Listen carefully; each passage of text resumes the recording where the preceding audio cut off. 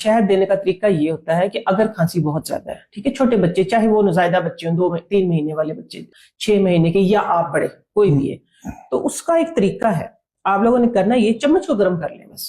Okay, چمچ گرم کر لیے، اتنی سی اس کے اندر آپ نے کیا کرنا ہے کہ 1 چمچ جو بڑی چمچ ہے اس کے اندر آپ نے ہنی ڈال دینا ہے. یعنی وہ اس کا مقصد کہنے کا یہ ہے کہ وہ صرف اس چمچ کے ٹمپریچر جتنا گرم ہوگا. اوکے ٹھیک ہے، اس کو آپ نے مکس کر لیا.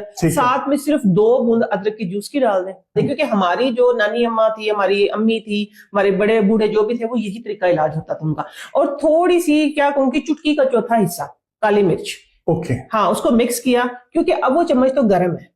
ٹھیک ہے، اس نے جتنا ٹیمپریچر لینا تھا وہ گرم چمچ تو آپ بچے کے منہ میں یا بڑے کے منہ میں نہیں نہ دے سکتے. آپ نے بس اس کے اندر ہلا کے دوسری چمچ میں ڈال کے فوراً سے لے لینا. وہ آپ کہیں گے دوسری پنجابی میں جس کو کوسا کوسا بولتے ہیں.